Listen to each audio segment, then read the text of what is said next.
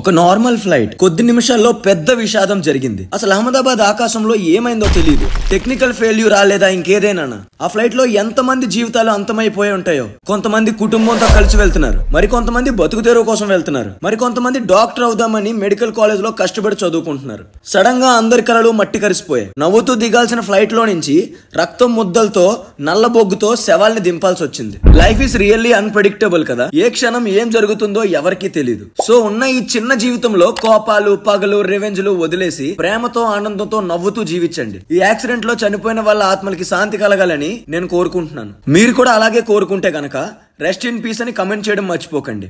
ఇప్పుడు మన video start చేద్దాం. నువ్వు సక్సెస్ అవ్వడం కోసం గొడ్డులా హార్డ్ వర్క్ చేస్తున్నావు, బట్ అది సరిపోలేనప్పుడు మహాభారతం ద్వారా మీకు దారి తెలిసేలా చేస్తుంది ఇప్పుడు నేను చెప్పబోయే ఈ మాటలు. సక్సెస్ అవ్వాలి అంటే తిండి తిప్పులు లేకుండా, నిద్ర లేకుండా హడావిడి చేసే ఈ కాలంలో మహాభారతం సాయంతో ఎలా సక్సెస్ పొందాలో అనేది తెలుసుకుందాం ఈ వీడియో ద్వారా. ఓపెన్ గా కొన్ని నిజాలు మాట్లాడుకుందాం. హార్డ్ వర్క్ అంటే ఏంటి అసలు? అర్లీగా మార్నింగ్ లెగడం, కోడి కూసే కన్నా ముందు లేసినంత మాత్రాన సక్సెస్ వచ్చేది. అలాగే ఎంత లేట్ అయినా, ఆఫీస్ టైం అయిపోయినా సరే ఫుల్ గా ఎక్స్ట్రా వర్క్ చేయడం, లేదా బాడీలో అండ్ మైండ్ లో ఎంత పెయిన్ ఉన్నా పట్టించుకోకుండా ఉండడమా? ఇలా ఇవన్నీ చేస్తే సక్సెస్ అయిపోతామంటారా? చెప్పండి గైస్. ఇవన్నీ చేస్తున్నా సరే సక్సెస్ రావట్లేదు, రిజల్ట్స్ కనబట్లేదు అంటే ఏంటి దాని అర్థం? ఇలాంటి సిచ్యువేషన్ లో పేషెన్స్ తో మహాభారతంలో ఉన్న ఒక లైఫ్ లెసన్ గుర్తు చేసుకోండి. ఈ లైఫ్ ఏదైతే ఉందో అది ఎప్పుడు మీకు నచ్చినట్టుగా ఉండదు. ఇదేం మూవీ కాదు. లాస్ట్ లో క్లైమాక్స్ లో హీరో విలను కొట్టుకొని విలన్ చచ్చిపోయి హీరో గెలడానికి. మహాభారతంలో క్లియర్ గా ఉంది. జీవితం యొక్క చేదు నిజం ఏంటంటే ఎల్లప్పుడూ నువ్వు ఊహించినట్టు ఉండదు, నీకు నచ్చినట్టు జరగదు. నీ చేతిలో ఆట బొమ్మ కాదు కంట్రోల్ చేసి ఆడించడానికి లైఫ్ అనేది. నువ్వు ఎంత కరెక్ట్ గా ఉన్నా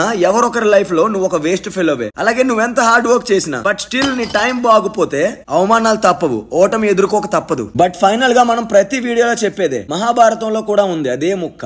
అదేంటంటే ఇవాళ అనే రోజు నీది కాకపోవచ్చు, రేపనే రోజు కూడా నీది కాకపోవచ్చు, బట్ ఆ తర్వాత రోజు ఉంది చూసారా, అక్కడి నుంచి పట్టుదలతో గనక ప్రయత్నిస్తే పట్టిందల్లా బంగారమే అవుతుంది. బట్ ఇక్కడ ఒక పెద్ద ట్విస్ట్ ఏంటో తెలుసా? 90% మనుషులంతా ఇవాళ రేపు ట్రై చేసి ఆ తర్వాత ట్రై చేయడం మానేస్తున్నారు. నేను ఒక ఫెయిల్యూర్ అని బ్రెయిన్ లో స్టాంప్ వేసేసుకుంటున్నారు. ఎవరైతే నీదనే రోజు వచ్చే వరకు గివ్ అప్ చేయకుండా హార్డ్ వర్క్ చేస్తూ ట్రై చేస్తారో ఆ రోజుతో నీ పొలంలో మొలకలు వచ్చినట్టే. ఫెయిల్యూర్స్ ఫేస్ చేసేటప్పుడు నిరాశ పడకుండా క్లారిటీతో, పేషెన్స్ తో, కాన్ఫిడెన్స్ తో ముందుకు వెళ్ళాలి. ఇలాంటి విషయాలు ఇంకా చాలా ఉన్నాయి మహాభారతంలో. అవేంటి అనేవి కొన్ని పాయింట్స్ ద్వారా మాట్లాడుకుందాం. Number 1, hard work without clarity is like archery in the dark. ఎంత గొప్ప అర్థమో తెలుసా ఇది? అసలు దీని అర్థం ఏంటంటే మైండ్ లో ఒక క్లారిటీ అండ్ సక్సెస్ కోసం అవగాహన లేకుండా హార్డ్ వర్క్ చేస్తే చీకట్లో బాణం లాంటిదే. మహాభారతంలో అర్జున్ని ఎగ్జాంపుల్ గా తీసుకుంటే గనక, అర్జునుడు పాండవ సైన్యంలో అత్యంత టాలెంటెడ్ అండ్ స్కిల్డ్ పర్సన్. అతనికి యుద్ధం కోసం పూర్తి ట్రైనింగ్ కూడా ఉంది. తన లైఫ్ అంతా యుద్ధం కోసం ట్రైనింగ్ తీసుకుంటూనే ఉన్నాడు. అతని హార్డ్ వర్క్ చూస్తూ ఎవరైనా సరే ఆశ్చర్యపోవాల్సిందే. అయితే మొత్తానికి ఆ యుద్ధం రానే వచ్చింది ఒక రోజు. బట్ సడన్ గా అర్జున్ మైండ్ లో ఒక డౌట్ రేజ్ అయింది. వెంటనే తను అతని బాణాన్ని కిందకు పడేశాడు. తర్వాత ఇలా అంటున్నాడు, నా సొంత బంధువుల్ని చంపుకోవడమే యుద్ధం అయితే అసలు ఎందుకు ఈ యుద్ధం అని కృష్ణుడిని అడుగుతాడు అర్జునుడు. అప్పుడు ఆ శ్రీకృష్ణుడు భగవద్గీత యొక్క జ్ఞానాన్ని ఇస్తాడు అర్జునుడికి. ఇప్పుడు చాలా జాగ్రత్తగా వినండి నేను చెప్పేది, ఎందుకంటే ఈ మాటలు వింటే సరిపోదు. ఆ మాటల్లో ఉన్న అర్థం, ఆ మాటల్లో ఉన్న లోతు తెలుసుకోవాలి. భగవద్గీత 2.4 పేజ్ బట్టి క్లియర్ గా తెలుసుకోవచ్చు నీ రైట్ ని, నీ బాధ్యతని కరెక్ట్ గా పర్ఫార్మ్ చేయాలి అని. జరగబోయే దానికోసం ఆలోచించకు, అది నువ్వు పట్టించుకోవాల్సిన అవసరం కూడా లేదు. ఇలా శ్రీకృష్ణుడు చెప్పిన మాటల్లో ఎంత అర్థం ఉందో తెలుసా? మహాభారతం తెలిపిస్తుంది ఏంటంటే మనం పెట్టే ఎఫర్ట్స్ అనేవి చాలా చాలా ఇంపార్టెంట్. వేరే వాటి కోసం ఆలోచించకూడదు. మనకి క్లియర్ గా తెలుస్తుంది ఏంటంటే అర్జునుడు బాణం కిందకి పడేయడానికి కారణం ఏంటి? అతనికి యుద్ధం చేయడం రాక, యుద్ధం చేయలేక, అతని మైండ్ లో ఎమోషనల్ గా గందరగోళం వల్లే కారణం. ఇప్పుడు ఈ మహాభారతమే మన లైఫ్ లో ఎగ్జాంపుల్ గా తీసుకుంటే గనక, మన జీవితాల్లో ఫెయిల్యూర్స్ తరచుగా వస్తున్నాయంటే దాని అర్థం ఏంటి? నువ్వు హార్డ్ వర్క్ చేయట్లేదని కాదు, రిజల్ట్స్ కోసం తర్వాత ఏమవుతుందో అని ఆలోచిస్తున్నామని. మితిమీరిన అక్కర్లేని ఆలోచనల వల్ల రిజల్ట్స్ కూడా తేడాగానే మారుతాయి. ఇప్పుడు second point, Duryodhana worked hard but with wrong intentions. దీని అర్థం ఏంటంటే దుర్యోధనుడు కూడా చాలా కష్టపడ్డాడు, కానీ ఏం లాభం? తప్పు ఉద్దేశంతో హార్డ్ వర్క్ చేస్తే. కష్టపడిన వాళ్ళందరికీ సక్సెస్ దక్కాలి అని గ్యారంటీ ఏం లేదు. మనసులో కుళ్ళు, కుతంత్రాలు పెట్టుకొని అవతల వాళ్ళ నాశనంకి కారణం అవ్వాలని హార్డ్ వర్క్ చేస్తే ఆ కష్టం ఎప్పటికీ మీకు కావాల్సిన రిజల్ట్స్ వైపు తీసుకెళ్లలేదు. చెడు కోసం కష్టపడితే ఆ దుర్యోధనుడి లాగా ఓటమి పాలవుతారు. మంచి వైపే దేవుడు ఉంటాడని అందరూ నమ్ముతారు. అలాగే ఆ దేవుడి మీద భారం మోపి నీ హార్డ్ వర్క్ నువ్వు చేయి. నీ ప్రయత్నంలో నిజాయితీ ఉంటే నీకు దక్కాల్సింది దక్కకుండా ఎక్కడికి పోదు. కౌరవ యువరాజైన దుర్యోధనుడు ఎంత కష్టపడ్డాడో తెలుసా? అలుపు లేకుండా ఫుల్ ట్రైనింగ్ తీసుకుంటాడు.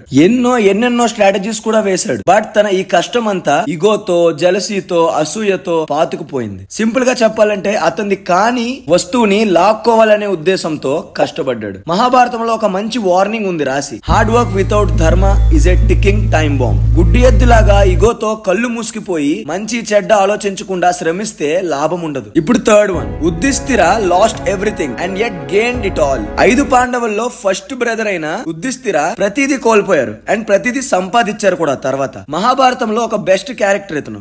ఎందుకంటే చాలా ధర్మంగా నిజాయితీతో చాలా హార్డ్ వర్క్ చేసినా సరే సక్సెస్ అవ్వకుండా ఫెయిల్ అయ్యారు. అతను తెలివైన వాడు మరియు ఎంతో ఓపిక్ గా ఉన్నప్పటికీ కూడా ఒక కఠినమైన పాచికల ఆటలో కోల్పోతాడు. అతని రాజ్యాన్ని కోల్పోతాడు, సోదరుల్ని కోల్పోతాడు. ఇంకొక చేదు నిజం ఏంటో తెలుసా? అతని భార్యను కూడా ఈ ఆటలో కోల్పోతాడు. గైస్, ఇక్కడ ఒక మెసేజ్ ఇద్దాం అనుకుంటున్నా. ఈ మధ్యన చాలా బెట్టింగ్ యాప్స్ వస్తున్నాయి. దయచేసి మీరు వాటి జోలికి వెళ్ళొద్దు. వెళ్తే ఇప్పుడు మీరు వింటున్న ఈ యుద్ధిష్ఠిర లైఫ్ లో కఠినం ఎలా జరిగిందో అలాగే అంతే కఠినంగా మీకు కూడా ఉంటుంది. నిజంగా చెప్తున్నా, ఇది చరిత్రలోనే చాలా హార్ట్ బ్రేకింగ్ మూమెంట్. అసలు ఒక రాజు అయి ఉండి యుద్ధిష్ఠిర ఒక రాజు, కానీ లేజినెస్ వల్ల, చేతగాంతనం వల్ల ఓడిపోతే ఒక అర్థం. బట్ మోసం అండ్ పవర్ ప్లే కారణంగా ఓడిపోయారు. ఏదేమైనా నా పాయింట్ ఆఫ్ వ్యూ లో ఇలాంటి ఆటలు ఆడటమే తప్పు అనే ఫీలింగ్ నాకైతే అనిపిస్తుంది. అండ్ గైస్, ఇంకొక విషయం, యుద్ధిష్ఠిర రివెంజ్ తీసుకోవడానికి ట్రై చేయలేదు ఆ మోసం చేసిన వాళ్ళ మీద. అతను పేషెన్స్ తో, వినయంతో సెల్ఫ్ గ్రోత్ అవ్వాలని చాలా ట్రై చేశారు. అలాగే అతను పడ్డ కష్టం అంతా ఒక పెద్ద ట్రాన్స్ఫర్మేషన్ గా మారింది. ఆ ట్రాన్స్ఫర్మేషన్ ఎలా ఉందంటే, అతను టైం వచ్చాక అతను బలంగా ఇద్దామనే ఆలోచనతోనే ఉన్నాడు.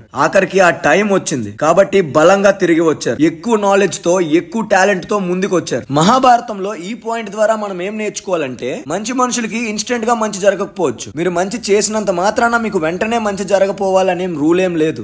దెబ్బలు తగులుతాయి ప్రతి ఒక్కరికి, కానీ మీరు ధర్మంతో అంటే నిజాయితీతో ఉంటే పక్కగా మీదంటూ ఒక రోజు వస్తుంది. అప్పుడు ఇంతకు ముందు కంటే బలంగా మారాలి. ఫోర్త్ పాయింట్ ఏంటంటే, sometimes you are meant to be Krishna, not the Arjuna. కొన్నిసార్లు మీరు కృష్ణుడిలా ఉండాలి, అర్జునుడిలా కాదు. అర్జునుడిలాగా ఆలోచనలో ఉండిపోయి ముందుకు వెళ్లకుండా ఉండకూడదు. కృష్ణుడిలాగా అతిపెద్ద గందరగోళంలో కూడా ప్రశాంతంగా ఉంటూ, మన కోసమే కాకుండా మన కోసమే సెల్ఫిష్ గా ఉండకుండా ఇతరులకు మంచి దారి చూపిస్తూ, నలుగురికి మంచి చేస్తూ ఈ కారణంతో ఉండాలి. మహాభారతంలో శ్రీకృష్ణుడు రోల్ అనేది చాలా పవర్ఫుల్. ఎందుకంటే కృష్ణుడు కేవలం ఆయుధం తీసుకొని యుద్ధానికి వెళ్ళలేదు. యుద్ధంలో ఏ స్టెప్ తీసుకుంటే ఏమవుతుంది అనే ఫుల్ ప్లానింగ్ తో ముందడుగు వేశాడు. ఆ తెలివి ఉంది కాబట్టి అతను చాలా గొప్పవారు. కృష్ణుడి ఆలోచనలో అండ్ బిహేవియర్ లో మనకి తెలియాల్సింది ఏంటంటే, ఒక యుద్ధం గెలవాలి అంటే కేవలం ఆయుధాలతో ఫైట్ చేస్తేనే గెలవగలం అని కాదు. సమ్ టైమ్స్ ఇన్ఫ్లుయెన్స్ చేయాలి, మంచి వైపు అండ్ మంచి దారిలో వచ్చేలా కూడా చేయాలి. ఒకరినొకరు సపోర్ట్ చేసుకునేలా ఉండాలి. గైస్, మనం ఎంత మంచి చేసినా ఎవరో ఒకరి కథలో తెలుసో తెలియకో చెడ్డవాళ్ళం అయిపోతాం. సో మీరు చేస్తున్న హార్డ్ వర్క్ ఫెయిల్ అవుతున్నప్పుడు కళ్ళు మూసుకొని దేవుణ్ణి ఒకటే కోరుకోండి, నేను వేరొకరి లైఫ్ లో కృష్ణుడిలా ఉండగలనా? నా మాటలు, నా ఆలోచనల వల్ల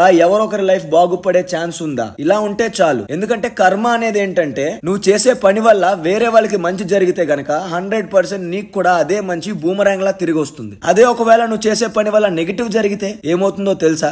ఎంత దారుణం జరుగుతుందో తెలిస్తే కమెంట్ చేయండి. ఫైనల్ గా మహాభారతం మనకి ఏం నేర్పిస్తుందంటే, ఫెయిల్యూర్స్ ఫేస్ చేసే టైంలో మహాభారతం మీకు ఓదార్పు కంటే ఎంతో ఎక్కువ మంచి జ్ఞానం ఇస్తుంది. కొన్ని పాయింట్స్ చెప్తా ఏం నేర్చుకున్నాము. పాయింట్ నెంబర్ 1, మీరు మీ వాల్యూస్ ని, రెస్పాన్సిబిలిటీస్ ని ఫ్యూచర్ పీపుల్ కి అందించకపోతే, అప్పగించకపోతే సర్వం కోల్పోయినట్టే. పాయింట్ నెంబర్ 2, జీవితం రన్నింగ్ రేస్ ఏం కాదు గుడ్డిగా వెళ్ళిపోవడానికి. మంచి చెడ్లు, కర్మ ఫలితాలు అన్నీ ఉంటాయి. పాయింట్ నెంబర్ 3, ఇది చాలా ఇంపార్టెంట్, జాగ్రత్తగా వినండి. ఫస్ట్ మీ పని మీరు కంప్లీట్ చేయాలి. రివార్డ్స్ కోసం, గిఫ్ట్ల కోసం ఆలోచించకుండా మీ డ్యూటీ మీరు, మీ కర్తవ్యం మీరు ఖచ్చితంగా చేసి తీరాలి. తర్వాత ఏమవుతుందో తర్వాత సంగతి. అనిపించింది కనుక కరెక్ట్ అయితే ఖచ్చితంగా ఫాలో అవ్వండి. పాయింట్ నెంబర్ 4, భగవద్గీతలో ఏమీ కష్టపడి పనిచేయడం మానేయమని ఎవరు చెప్పలేదు. ఫుల్ ఫోకస్ తో సెల్ఫిష్ గా వర్క్ చేయమని ఎవరు చెప్పలేదు. సెల్ఫ్లెస్ గా వర్క్ చేయమని చెప్తుంది మహాభారతం, ఈ భగవద్గీత. దీని ద్వారా మనం ఇదే తెలుసుకోవాలి, 10 మందికి ఉపయోగపడే ఉండాలి. గైస్, అసలు హార్డ్ వర్క్ సరిపోనప్పుడు బాధపడుతూ ఉండిపోకండి. మహాభారతం ని నీ లైఫ్ ఒక మిర్రర్ అవ్వనివ్వండి. ఎందుకంటే సక్సెస్ అవ్వాలంటే కేవలం హార్డ్ వర్క్ చేసినంత మాత్రాన వచ్చేది. అవగాహన, ధర్మం, కాన్ఫిడెన్స్, మంచితనం ఇవన్నీ ఉండాలి. ఆఖరిగా ఒక మాట, కేవలం గెలవడమే కాదు, ఒకవేళ ఓడిపోయినా తిరిగి లేవడం రావాలి. మీ లైఫ్ లో ఉన్న చీకటిని వెలుతురుగా చేయడం రావాలి. కాబట్టి రిజల్ట్స్ కోసం ఆలోచించకుండా క్లారిటీగా మీ వేలో హార్డ్ వర్క్ చేయండి. ఫలితాల కోసం దేవుడు చూసుకుంటాడు. అండ్ ఈ డేటా నేను రీసెర్చ్ చేసి చెప్తున్నా. ఇందులో మిస్టేక్స్ ఏమైనా ఉంటే దయచేసి నన్ను క్షమించండి. నేను మహాభారతం చదవడం స్టార్ట్ చేస్తున్నా. మరి మీరు ఒకవేళ స్టార్ట్ చేస్తే గనక ఎస్ ఐ స్టార్టెడ్ లేదా నో అని కమెంట్ చేయడం మర్చిపోద్దు. ఈ వీడియో మీకు నచ్చితే ప్లీజ్ లైక్ చేసి షేర్ చేసి మన ఛానల్ ని సపోర్ట్ చేస్తారని కోరుకుంటున్నా. ఈ మధ్యన మన ఛానల్లో ఎవరు అసలు వీడియోస్ పూర్తిగా చూడట్లేదు. Thank you for watching. జై హింద్.